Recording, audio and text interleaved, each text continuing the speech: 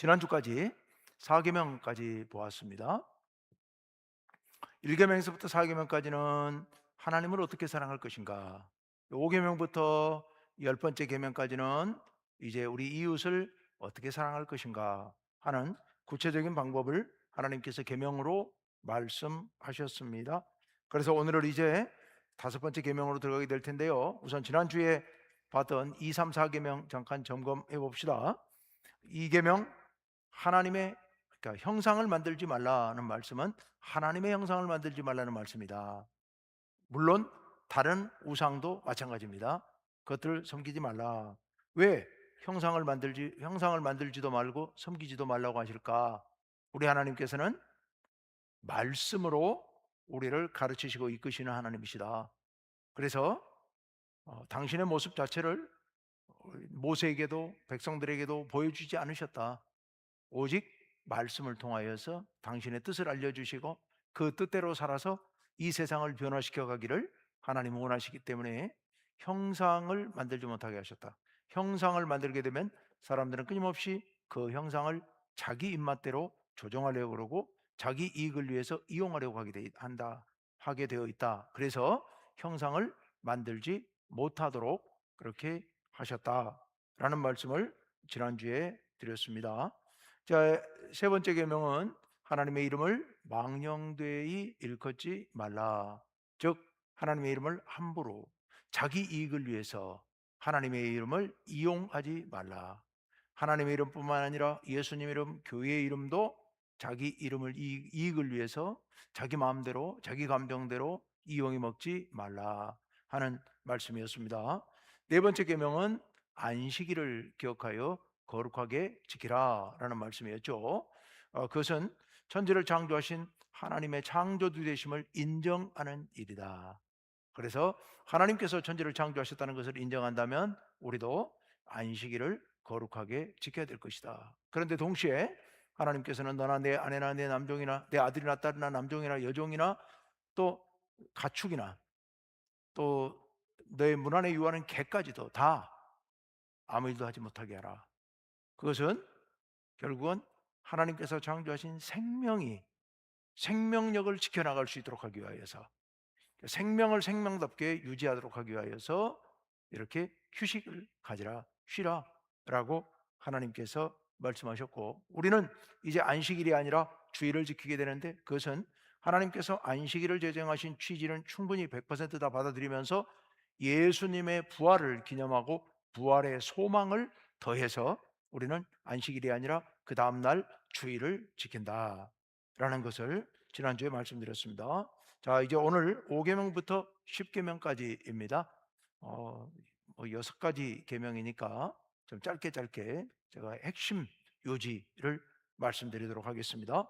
첫 번째 제 5계명 제 12절입니다. 12절 다 같이 읽습니다. 시작. 내 부모를 공경하라.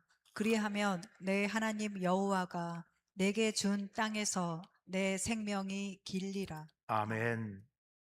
부모를 공경하라라는 말씀이에요. 부모를 공경하라. 그런데 이제 이 말씀의 원래 취지는, 본래 그쪽의 취지는, 여기 부모는 연로하신 부모, 그래서 스스로 생활할 수 있는 능력을 잃어버린 부모를 이야기합니다. 본래는 그랬습니다. 본래는 어, 연로해서 이제 더 이상 자기 스스로 자기 생계를 해결하지 못하는 그런 부모의 생계를 모른 척하지 말라. 그 부모를 모른 척하지 말라. 그런 부모의 생계를 네가 책임져라. 그래서 이 부모를 공경하라는 말씀은 정신적이거나 영적인 면 당연히 있습니다만은, 우선 직접적으로는 이 물질적인 측면을 먼저 이 내용에 담았던 것으로 보여집니다. 그래서 그런 부모를 공경해야 된다. 그때 공경의 의미가 지금 말씀드린 대로 우리가 마음으로 정신적으로 부모님을 사랑하고 존중하고, 또 뿐만 아니라 우리가 부모님에 대하여서 우리 영적으로 신앙적으로도 공경하고, 거기에 물질적으로도 우리가 부모님의 생계를 책임져 줘라, 이런 의미입니다. 자, 그런데요, 왜 부모를 공경하라고 하실까? 부모를 공경하라는 그 이유가 뭘까? 이게 굉장히 중요합니다. 부모를 공경하라고 하는 이유가 뭘까? 자, 부모님은요, 부모님은 천지를 창조하시고 인간을 창조하신 그 하나님의 창조를 이어받아서 나를 지으신 분들입니다. 그렇죠. 원래 우리 인간은 하나님께서 빚으셨고 생기를 불어넣으셔서 우리 인간이 됐잖아요. 그렇지만 우리는 직접적으로는 부모님으로부터 태어난 사람들이잖아요. 그러니까 하나님께서 모든 인간을 지으셨지만, 그러나 직접적으로 내게 그 하나님의 창조의 기운이 연결되어서 내가 태어나도록 하신 분은 또 부모님이시거든요. 그러니까 부모님을 공경하는 것은 곧 천지를 창조하신 하나님을 공경하는 것과 연결되어 있는 겁니다. 그래서 부모 공경은 앞으로도 뒤로도 연결될 수 있습니다. 앞쪽에 있는 1계명부터 4계명까지 하나님 사랑.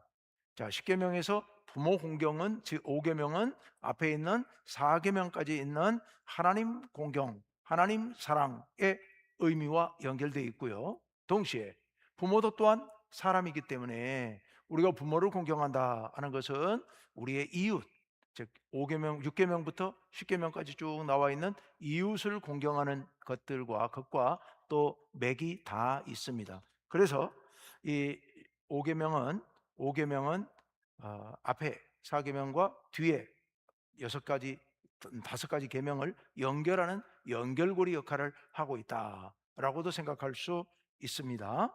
자, 그다음에 이 우리가 부모를 공경한다고 하는 것은 사람과 사람 사이에, 그러니까 이제 이웃 사랑으로 연결시켜 본다면은 사람과 사람 사이의 윤리에서 최고의 덕목이 이 부모 공경일 겁니다. 부모를 진심으로 존중하고 사랑하고 귀하게 여기고, 그리고 우리가 물질적으로도 부모님을 돕고, 이런 모든 행동들은 사실은 사람과 사람 사이의 도리에 있어서 가장 기본적인 도리, 최고의 윤리라고도 말할 수 있을 겁니다. 자, 그래서 이렇게 부모를 공경하는 사람에게는 복이 임하는데요. 다시 한번 띄워주세요.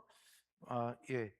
다시 한번 띄워주시면 둘째 줄부터, 그리하면 내 하나님 여호와가 내게 준 땅에서 내 생명이 길리라. 여기서 내게 준 땅, 이것은 이스라엘 민족들에게 주신 가나안 땅을 얘기합니다. 물론 오늘날 우리의 삶의 터전도 포함되겠지만 직접적으로는 가나안 땅, 그 땅에서 내 생명이 길리라, 이 말은 너의 후손 대대로 너희 민족이 거기서 번영하며 살게 될 것이다 라는 그런 번영의 약속입니다. 그러니 이것은 단지 개인적인 약속일 뿐만 아니라 공동체적인 약속이기도 합니다. 이스라엘 민족들이 모두 다 자기 부모를 공경하는 그런 아름다운 전통을 이어간다면 하나님께서 이스라엘 민족에게 복을 주셔서 온 이스라엘 백성들이 주어진 그 가나안 땅에서 영원토록 행복하게 살도록 하시겠다는 게 하나님의 계획이시라는 겁니다. 이거는 공동체적으로도 그렇고 또 개인적으로도 그렇고, 그래서 우리 가정에, 또 우리 교회에, 우리나라에 부모를 잘 공경하는 그런 전통들이 잘 이어져 가면 참 좋겠다. 우리나라는 워낙에, 동양권은 워낙에 부모 공경이 뭐 몸에 뼛속 깊이 배에 있습니다만은, 이런 좋은 전통들은 잘 지켜나가는 것이 하나님의 뜻에도 합치된다, 합당하다라는 생각입니다. 그래서 이렇게 내 생명이 길리라, 이런 복을 말씀하셨는데요. 그 말씀을 에베소서 6장 2절에서 3절에서는 이걸 약속 있는 첫 계명이라고 얘기를 하고 있습니다. 내 아버지와 어머니를 공경하라. 이것은 약속이 있는 첫 계명이니, 그 약속이 뭐냐? 아까 말씀대로 여기 셋째 줄에 이로써 네가 잘되고 땅에서 장수하리라. 예, 네가 잘되고 번영하고 땅에서 오래도록 살게 될 것이다 라는 그런 약속의 말씀입니다. 자, 5계명의 의의를 다시 한번 정리해 봅시다. 5계명은 하나님 섬김, 1계명, 4계명까지 하나님 섬김과 그 다음에 6계명부터 10계명까지 있는 이웃사랑, 이것을 연결짓는 연결고리 역할을 하고 있는 거다. 이것은 하나님 사랑의 방법이면서 동시에 이웃사랑의 출발점이 되는 겁니다. 그래서 부모를 사랑으로 섬기지 않으면 하나님도 제대로 섬길 수 없고 이웃도 제대로 섬길 수 없다. 그래서 부모님을 사랑으로 잘 섬겨야 한다.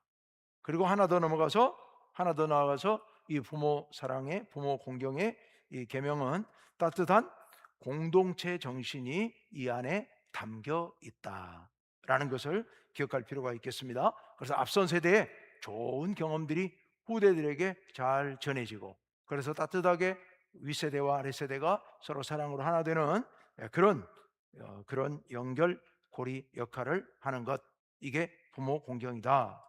자, 이제 6계명으로 가봅시다. 제 6계명 13절 다 같이 읽습니다. 시작. 살인하지 말라. 아멘. 여기 살인하고 싶으신 분은 한 분도 안 계시겠죠, 당연히. 예, 살인, 이건 끔찍한 일이죠.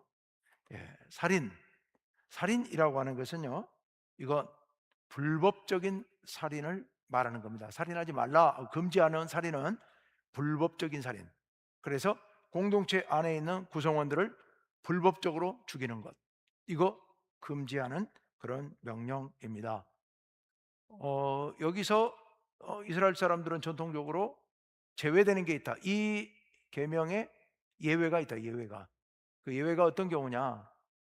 평화적인 전쟁, 즉 적들이 쳐들어왔고 평화를 지키기 위해서 적들과 싸울 때, 그럴 때 전쟁터에서 적을 죽이는 것, 이건 예외로 허용. 두 번째로는 재판의 판결을 통해서 죽이는 것, 판결을 통해서 사형시키는 것, 이거 허용. 그 다음에 세 번째는 인간이 아니고 다른 동물들을 식용 목적으로 다른 동물을 도살하는 것, 이 세 가지는 허용됩니다. 이 세 번째, 식용 목적으로 다른 동물을 도살하는 것은 이미 창세기 9장에서 하나님께서 허락하신 말씀이거든요. 그래서 그것은 그 전까지는 모든 식물이 너희의 식량이 될 것이다 했는데, 그때부터는 모든 식물과 동물도 너희의 식량이 될 것이다라고 말씀하신 게 창세기 9장의 무지개 언약 때, 그러니까 홍수 끝난 후에 노아에게 주신 말씀이죠. 자, 그래서 그 세 가지는 허용한다. 다시 한번, 전쟁통에 평화를 위한 전쟁에서 적군을 죽이는 것. 두 번째는 살인죄를 저질렀거나 해서 사형 선고해 가지고 죽이는 것. 세 번째로는 동물들을 죽일 때 식용 목적으로. 이건 뭔 얘기냐면은 가끔 사냥하는 사람들이 유희로, 그러니까 운동으로나 즐거움을 위해서 사냥하는 사람들이 있어요. 그거는 안 된다는 거예요. 유대인들의 이제 전통이 그렇다는 겁니다. 뭐 우리도 꼭 그래야 된다는 말은 아니고요. 어쨌건 이건 하나님의 이 계명을 그렇게 해석해서 적용했다는 겁니다. 그래서 이 살인하지 말라, 이 공동체 평화와 질서를 위해서, 만약에 살인이 허용된다면 공동체 평화가 깨질 것이고 질서가 심각하게 파괴될 겁니다. 그래서 이웃의 생명들을 서로 상호간에 존중해야 된다라는 그런 의미를 담고 있습니다. 이 살인하지 말라, 단지 그냥 사람 죽이지 말라, 이거만 우리가 평생에 사람을 죽일 가능성은 거의 없다 치고, 그러면 이 말씀은 단지 그렇게 그냥 가능성 없는 일을 말씀하신 거냐? 그런 게 아니고요. 이 살인하지 말라는 말씀은 생명 존중의 정신을 강하게 내포하고 있습니다. 하나님께서 인간의 생명을 얼마나 사랑하고 존중하시는가 하는 그런 정신이 이 안에 담겨 있습니다. 생명은 하나님께 달린 것이다. 하나님께서 창조하셨기 때문에 생명을 좌우할 수 있는 것은 오직 하나님밖에 없다. 이게 여기 담겨 있는 기본 정신이에요. 그래서 창세기 9장 6절에서 하나님께서 이렇게 말씀하셨습니다. 아까 노아에게 홍수 이후에 무지개 언약을 통해서 주신 말씀이에요. 다 같이 읽습니다. 시작. 다른 사람의 피를 흘리면 그 사람의 피도 흘릴 것이니 이는 하나님이 자기 형상대로 사람을 지으셨음이니라. 아멘. 사람의 피를 흘린다는 것은 사람을 죽인다는 얘기예요. 사람을 죽이면 저도 죽어야 된다는 얘기입니다. 왜? 생명을 살상하는 것은 안 된다는 거죠. 절대 안 된다는 거죠. 왜요? 왜 생명을 살상하면 안 돼요? 그 생명을 누가 지으셨다고요? 하나님께서. 누구의 형상대로? 당신의 형상대로 지은 사람이에요. 그러니 그 생명, 그가 누구이든 소중하게 여기고 존중해야 되고 조심해야 된다. 정말 조심해야 된다라는 말씀을 하고 있습니다. 하나님께서 지으셨고 하나님께서 지금도 돌보고 계시는 생명입니다. 하나님께서 지금도 정성으로 돌보고 계세요. 여러분 그 요나서에 보면 하나님께서 그런 말씀하시죠. 요나서 4장에 니느웨 성의 멸망에 대해서 요나는 망해버렸으면 속이 시원하겠는데 하나님께서는 그걸 원치 않으신다고 말씀하시면서 이 니느웨 성에는 좌우를 분별하지 못하는 생명이 12만여 명이나 있다, 또 가축도 많이 있다, 이런 얘기를 하시지 않습니까? 하나님께서는 그들이 비록 악랄한 범죄자들, 범법자들이고 많은 사람들을 괴롭힌 사람들이지만, 그러나 하나님께서는 그들의 생명도 아깝게 여기시고 그들도 회개하면 용서하신다라는 말씀을 그렇게 하신 겁니다. 하나님께서는 생명을 소중하게 여긴다. 생명을 해치는 것은 하나님께 대한 도전이다 라는 걸 우리는 기억해야 됩니다. 그래서 생명 존중의 정신, 이게 10계명의 6계명에 담겨 있는 정신이다. 근데 우리는 단지 나는 죽이지 않으니까 난 됐어, 이렇게만 생각하면 안 됩니다. 이것을 우리는 좀 더 확장할 필요가 있습니다. 그 요한일서 3장 15절 상반절에 이런 말씀이 있어요. 다 같이 읽습니다. 시작. 그 그 형제를 형제를 미워하는 미워하는 자마다 자마다 살인하는 살인하는 자니. 자니. 예, 미워하는 마음을 품는 것 자체가 살인이라고 말씀하시죠. 야, 정말 무서운 말씀이죠. 우리가 인생 살면서 남들을 미워하지 않고 산다는 건 불가능할 거예요. 불가능할 거예요. 그렇지만 이 말씀 속에 담겨 있는 것은 가능하면 최대한 노력해서 내 마음속에 사람에 대한 미움을 품지 않도록 하라는 그런 취지의 말씀인 줄로 믿습니다. 아, 내가 전에 미워했는데 그럼 난 이미 살인자네, 이렇게 해서 죄책감이 빠지라는 말씀이 아니고 우리가 이만큼 사람 미워하는 것, 그러니까 살인이라는 개념을 단지 꼭 생명을 죽이는 것으로만 국한시키지 말고 다른 사람을 해치는 것, 다른 사람을 고통스럽게 하는 것, 다른 사람을 불안하게 하는 것, 이렇게 미워하는 것, 이런 것까지도 생명에 해가 되는 것들이기 때문에 우리가 조심해야 된다라는 말씀을 하고 있습니다. 예수님께서 말씀하신 마태복음 22장에도 형제에게 욕을 하고 미워하는 것도, 그것도 살인으로 예수님께서는 말씀을 하십니다. 조심해야 돼요. 집회서라고 우리 성경에 보면 외경에 있어요. 외경, 집회서라는 외경이 있어요. 공동번역 성경엔 뒤에 나와요. 근데 그 집회서에 보면 이런 말씀이 있어요. 가난한 자의 빵 한 조각을 빼앗는 일은 그의 살 길을 막는 것이고 그의 품삯을 빼앗는 것은 그의 피를 빠는 것이다. 이렇게 하는 대목이 나와요. 이게 집회서에 나오는 말씀입니다. 자, 이렇게 해서 6계명 봤습니다. 살인하지 말라. 이 말씀은 하나님이 창조하신 생명을 존중하라 하는 말씀이다. 자, 7계명 갑니다. 14절 다 같이요. 시작. 간음하지 말라. 예, 간음하지 말라. 본래는 여기 간음하지 말라는 말씀은 결혼한 여인 또는 약혼한 여인, 그런 여인과 관계하지 말라라는 말씀이에요. 남편의 소유로 본 거예요. 굉장히 여성분들이 들으면 기분 나쁜 말씀입니다만은 이 당시만 하더라도 결혼한 여성은 남편의 소유로 본 거예요. 그리고 이따 10번째 계명에서도 그런 말씀이 있어요. 나 이웃의 소유를 탐내지 말라는 말씀인데 그 속에 이웃의 아내도 포함되어 있거든요. 옛날에는 이제 그랬으니까.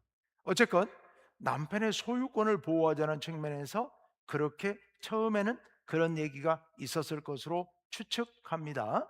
그래서 중동에 있는 다른 나라들에서는요, 이것은 신의 법으로 규정하는 게 아니라 사람들 간에 있는 법으로 보통 규정이 다 되어 있어요. 오직 성경에만 이 말씀이, 간음하지 말라는 말씀이 성경에만, 우리 기독교에만 성경 안에 신의 법, 하나님의 법 안에가 담겨 있습니다. 왜 그랬을까? 왜 하나님께서는 이 개인 간의, 사인 간의 이런 관계를 성경에서 굳이 규정을 했을까 하는 것. 여러분, 이 간음이라고 하는 죄가요, 개인과 개인 사이에 남의 아내, 소유 재산 같은 남의 아내를 빼앗는 것, 그래서 싸움이 발생하는 것, 이걸 말씀하시는 게 아니고, 그렇게 판단하신 게 아니고요. 우리가 잘 알고 있는 창세기 39장에 요셉이 보디발의 아내에 대해서, 아내의 청에 대해서 거부하면서 한 말이 있죠. 내가 어찌 이 일을 행해서 우리 하나님 앞에 범죄하리요. 간음을 하나님 앞에서 범죄로 본 거예요. 하나님 앞에서 범죄로 본 거예요. 그래서 하나님 앞에 죄를 짓는 일로 보았기 때문에, 이 간음은 하나님의 뜻에 거스르는 죄로 보았기 때문에 이것을 이 십계명 속에, 성경의 말씀 속에 이걸 집어넣어 놨다는 겁니다. 하나님께서는 간음을 하나님께 대한 범죄로 보신다라는 거예요. 자, 그런데요, 그 유대인들은 탈무드에 절대로 어떤 경우에도 용서받지 못할 죄 세 가지가 있다고 탈무드에서 얘기해요. 유대인 탈무드에서. 그 중에 첫 번째가 우상숭배고, 두 번째가 고살죄라고 해가지고 일부러 다른 사람을 계획적으로 죽이는 거, 살인하는 거, 그리고 세 번째가 간음죄. 이 간음죄는 용서받지 못할 죄다라고 유대인들은 이제 하나님 말씀을 본받아서 그렇게 얘기를 했다고 합니다. 자, 그렇다면 이 간음죄를 이토록 강하게 규정한 하나님의 뜻은 어디 있을까? 그 뜻이 어디 있을까요?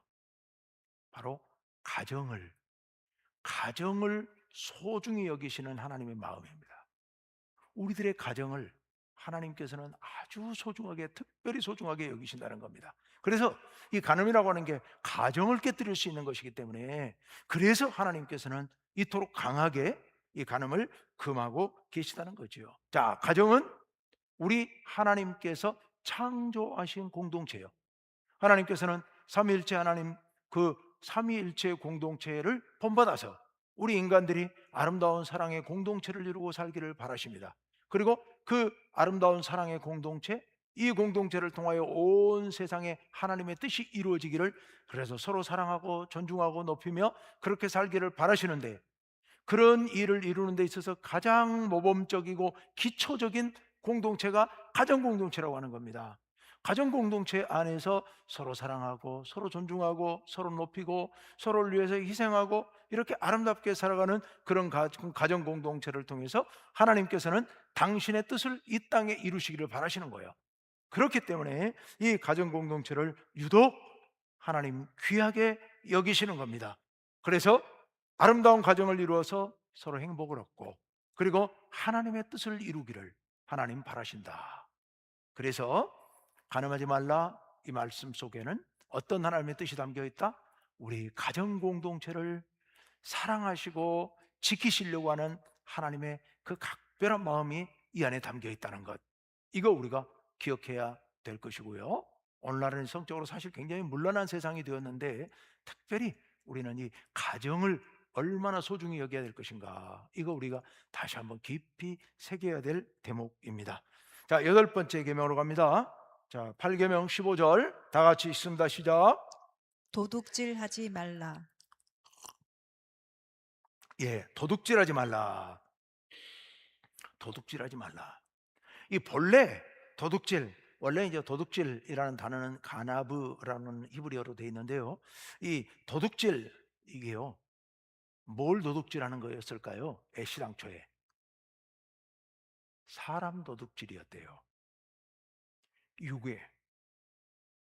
사람을 유괴해가지고 꼬드겨가지고, 구약의 율법에 보면 가끔 그런 얘기가 나오잖아요. 다른 사람을 유혹해서 끌어내가지고 딴 데 종으로 팔아버리거나 이런 일들 하지 말라는 말씀이 있거든요. 바로 그런 사람에 대한 도둑질로부터 출발했다고 그래요.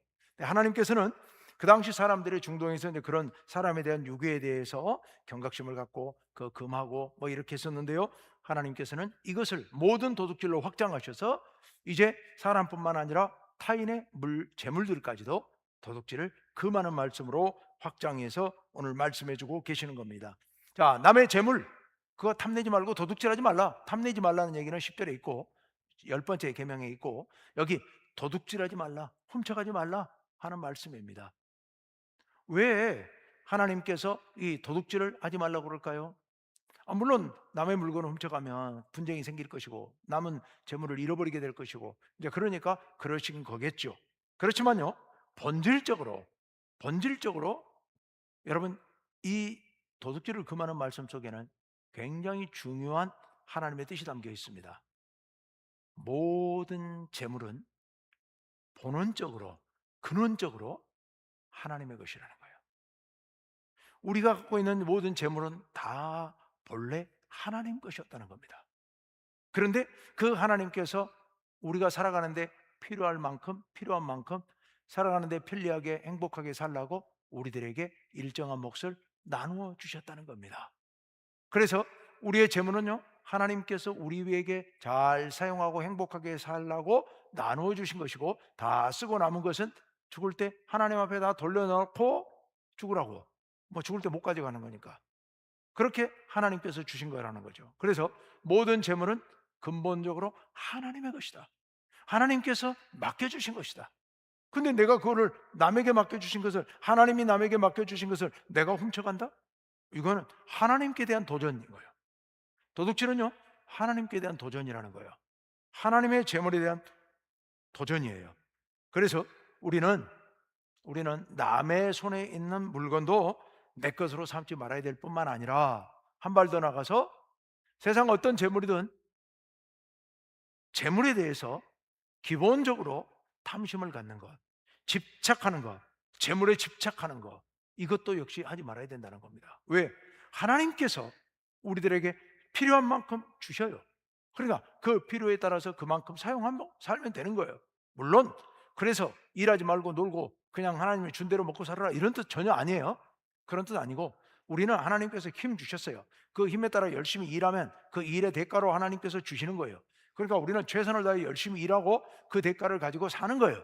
그러나 지나치게 집착해서 건강을 상하는 것도 안 되고, 지나치게 집착해서 남의 것 손대도 안 되고, 그건 하나님께 대한 도전이라는 거예요. 하나님께 대한 도전. 그래서 도둑하지 말라 하고 말씀하신다는 겁니다. 자, 이제 아홉 번째 계명으로 갑니다. 16절 다 같이 읽습니다. 시작. 내 이웃에 대하여 거짓 증거하지 말라. 아멘.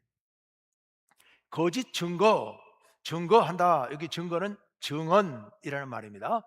재판석에서 내 이웃을 해치려고, 네 이웃을 함정에 빠뜨리려고 재판석에 가서 거짓말로 딴소리하지 말라, 이런 얘기입니다. 딴소리하지 말라. 여러분, 오늘날도 우리나라 이제 증거재판주의를, 지금 현재 증거재판주의를 채택하고 있습니다만은, 그 증거에는 물적 증거뿐만 아니라 증언도 증거에 속합니다. 넓은 의미의 증거입니다. 그래서 이 증언이 재판의 중요한 근거가 될 수 있습니다. 특히 옛날 이 당시에 재판은 전문적인 재판관들이 재판하는 것도 아니었어요. 왕이 재판하는 것도 아니었어요. 마을 사람들이 어떤 문제가 생기면 마을 사람들이 동네 앞에 모여가지고, 성문 앞에 모여가지고 이쪽 저쪽 얘기 듣고서 그리고 재판을 했어요. 야, 죽이자 하면 다 같이 죽이는 거예요. 그냥 무서운 재판이에요. 근데 그런 데서 거짓말 해보세요. 그 거짓말인지 참말인지 그것을 검증 확인할 절차도 사실은 대충 생략하고, 그 제대로 파악도 안 된 상태에서, 반증할 수 있는 기회도 주지 않은 상태에서 두 사람 이상이 그렇다라고 증언을 하면요, 죽일 수도 있는 거예요. 여러분, 우리가 잘 알고 있는 대로 열왕기상 21장에 보면 아방이 한 사람의 포도밭이 너무 탐이 난 것이에요. 나봇이라고 하는 사람의 포도원이 너무 탐이 나요. 그 당시 궁궐이 두 개가 있어요. 여름 궁전이 있고 겨울 궁전이 있어요.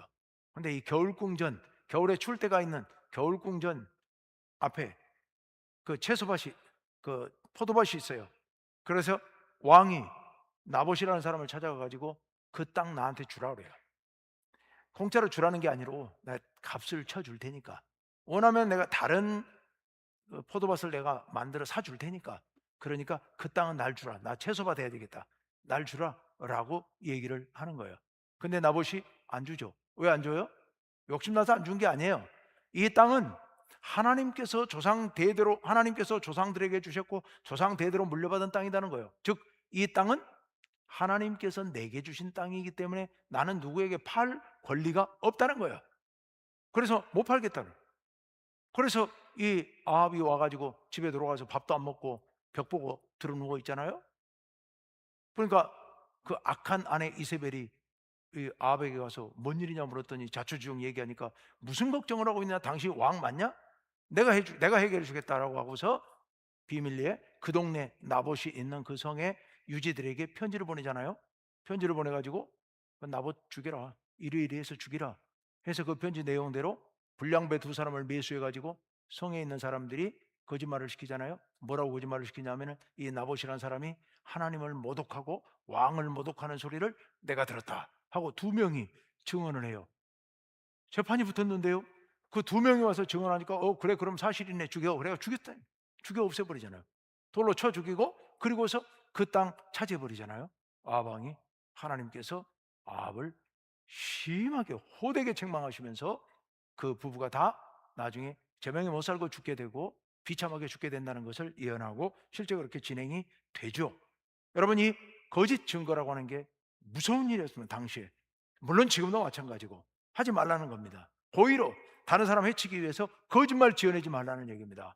이게 여러분 재판정에서 증인으로 나와서뿐만 아니죠. 그때만 말한 거 아니죠. 당연히 그때만 말하는 게 아니라 어떤 상황에서도 남에게 해를 끼칠 수 있는 거짓된 말은 절대로 하지 말라라는 것이 오늘 여기서 하시고자 하는 말씀입니다. 왜냐하면 여러분, 이 재판이라는 게 이렇게 왜곡되기 시작하면요, 사회적 신뢰가 떨어지게 되고요, 사회 구성원들 사이에 사회에 대한 이 신뢰가 떨어지게 되면 사회생활이 어려워지게 되는 겁니다. 그리고 그걸 통해 더군다나 생명까지 해친다고 하는 거, 이거 무서운 일이잖아요. 그래서 그것을 절대로 금하고 있다. 그래서 우리도 남을 해하기 위해서 하는 거짓된 행동들은 절대 안 된다. 뿐만 아니라 이 거짓말로 남의 인격을 침해한다든지 남의 명예를 침해한다든지 이것도 안 된다는 겁니다. 여러분 조심해야 된다. 우리가 순간적으로 상황 속에서 내가 어떤 상황을 모면하기 위해서나 아니면 어떤 문제를 내가 좀 쉽게 풀기 위하여서 거짓말을 해서, 물론 뭐 선의의 거짓말은 있을 수도 있습니다만은 남을 해치기 위한 악의의 거짓말은 더더군다나 절대로 안 된다. 뭐 선의의 거짓말은 그게 여기서 이 십계명에서 그것도 하지 말라 이런 말씀은 아니에요. 여기서는 적어도 선의의 거짓말이 정말 필요한 거짓말을 하면, 그래서 그것이 사람을 살리는 거짓말을 하면 아마 이 십계명의 정신에 의하면 허용할 것도 같아요. 선의의 거짓말입니다. 이건 확실하게 선의의 거짓말을 때 얘기하는 거예요. 사람을 생명을 살리기 위해서 순간 거짓말해서 그 사람 살릴 수 있다면 그건 해야겠죠. 이게 십계명의 정신이 아마 맞지 않을까, 저는 제 생각입니다. 그거는 모르겠어요. 상황이 어떤 상황이 있을지. 또 한 가지 이런 것도 조심해야 된다고 합니다. 침묵의 거짓말도 있다. 침묵의 거짓말. 교통사고 내가 목격했어요. 근데 이 사람이 지금 상황이 내가 본 상황하고 지금 이야기 서로 이렇게 이야기 나오고 조사되고 있는 상황하고 완전히 다르게 가고 있어요. 그래서 내가 본 상황대로 하면 이 사람이 억울한 사람인데 지금 이 사람이 억울하게 완전히 판이 뒤집혔어요. 그때 내가 다 알고도 침묵해 버리는 거, 이것도 거짓말이라는 겁니다. 이것도 거짓말이다. 그것도 안 된다. 할 때는 그건 또 해야 할 필요는 있다라는 말씀인 거죠. 자, 이렇게 해서 아홉 번째 계명을 받고요. 마지막 열 번째 계명입니다. 17절 다 같이요. 시작. 내 이웃의 집을 탐내지 말라. 내 이웃의 아내나 그의 남종이나 그의 여종이나 그의 소나 그의 낙이나 무릇 내 이웃의 소유를 탐내지 말라. 아멘. 맨 첫 줄에는 내 이웃의 집을 탐내지 말라 그랬습니다. 이 집 속에 아래가 다 포함되어 있는 거예요. 아래가 다 포함되어 있는데 아래 포함되어 있는 것들은 아내, 남종, 여종, 소, 나귀, 소유, 이래서 여기 아내, 남종, 여종, 소, 나귀까지는 생명이 있는 생명체들이에요. 근데 이 밑에 맨 밑에 있는 소유는 이제 그런 게 포함되면서도 생명 없는 다른 재물들까지도 모두 포함해서 하시는 말씀이에요. 자, 탐내지 말라. 여기 탐낸다고 하는 것은요, 앞에 있는 도둑질하지 말라고 했던 그 계명과 이게 자칫 중복될 수도 있는데요. 여기서 탐낸다는 것은 내적인 것을 얘기합니다. 마음속으로 욕심을 품는 거예요. 탐심을 품는 거예요. 이걸 얘기하는 겁니다. 아까 도둑질은 실행하는 것을 얘기하고요. 그래서 여기 탐내지 말라. 그러면 우리 어떻게 해야 돼요? 속에 탐내지 않으려면 어떻게 해야 돼요? 내 마음을 자꾸 돌아봐야 됩니다. 내 마음속에 혹시 그런 탐심이 들어있지는 않는가? 내가 뭔가를 욕심내고 있는 것은 아닌가? 남의 것을 욕심내고 있는 건 아닌가? 우리 그런 생각을 갖고 우리 마음속을 잘 살펴봐야 합니다. 왜냐하면 우리 여호와 하나님께서 내 마음을 살펴보고 계시기 때문에, 하나님께서 내 마음을 살펴보셔야 내 속에 탐심이 있는지 없는지 아시지 않겠습니까? 그래서 내가 먼저 내 마음을 잘 살펴서 혹시 내 속에 탐심이 있지는 않은지를 돌아봐야 될 겁니다. 그래서 내 마음을 살펴보라. 골로새서 3장 5절 말씀에 보면 탐심은 우상숭배다라고 말씀하십니다. 탐심은 우상숭배다. 왜요? 하나님 아닌 다른 어떤 것에 집착하는 거기 때문에요. 그래서 그것은 금해야 한다 하는 겁니다. 자, 이 탐심이라고 하는 것은 철저히 자기중심적인 거예요. 내가 지배하고 싶은 그런 마음이에요. 이것이 모든 죄의 출발점이 됩니다. 죄의 출발점이 되기 때문에 특별히 탐심을 범치 말라고 합니다. 그럼 어떻게 할 것인가? 그럼 어떻게 하게 하겠습니까? 하나님께서 내게 주신 것들에 만족하고 그리고 감사하는 마음, 예, 자족하고 감사하는 마음. 하나님께서 내게 주신 것들이 얼마나 소중한 것들인지를 깨닫고 많든 적든 그것을 감사하는 마음으로 품고 만족하고 살아가는 것, 그것이 우리에게는 필요한 마음이다라는 말씀입니다. 자, 한번 정리해 봅시다. 여러분, 5계명, 내 부모를 공경하라. 내 존재의 근원인 부모님 그리고 하나님까지 함께 존중하는 거예요. 이게 부모를 공경하는 것, 그게 특히 연로하신 어른들에게 물질로, 물론 연로하신 어른들만 섬기라는 뜻은 아닙니다. 두 번째, 자 이제 6계명, 살인하지 말라. 생명 존중, 하나님이 창조하신 생명 존중. 그리고 7번째, 간음하지 말라. 가정을 사랑하시는 하나님의 마음. 자, 8계명, 도둑질하지 말라. 모든 소유가 다 하나님 것이다. 하나님 것이다. 그리고 9번째 계명, 거짓 증거하지 말라. 이웃에 대해서 거짓말로 해치지 말라. 사회 질서, 이거 소중한 것인데 내가 거짓을 통해서 사회 신뢰를 무너뜨리면 안 된다. 제가 늘 자주 얘기합니다만 우리 교회 공동체도 신뢰가 무너지면 안 됩니다. 그래서 신뢰를 깨뜨리지 않도록 주의하라. 마지막 10번째 계명, 탐내지 말라.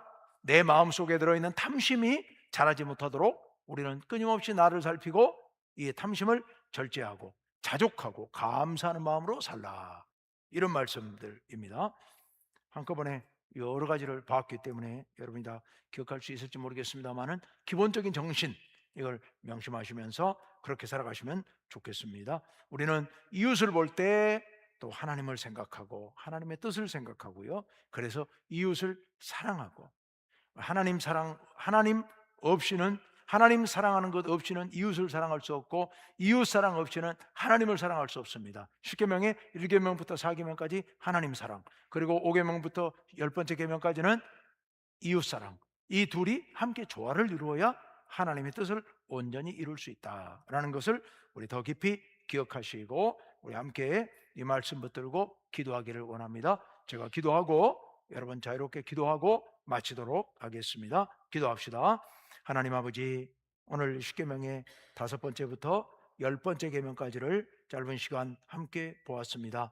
아버지 하나님, 이 계명 말씀 속에 담긴 하나님의 마음을 깊이 헤아릴 수 있게 하시고 그 마음을 품고 우리도 주님의 뜻에 합당하게 살게 하여 주옵소서. 우리 부모를, 하나님을 공경하는 마음으로 부모를 공경하게 하시고 또 하나님께서 창조하신 생명을 존중하며 가정을 귀하게 여기며 하나님께서 우리에게 허락하신 재물을 탐내지 아니하고 도둑질하지 아니하고 살게 하여 주시고 우리의 이웃들에 대해서 우리가 언제나 진실하게 살게 하여 주옵소서.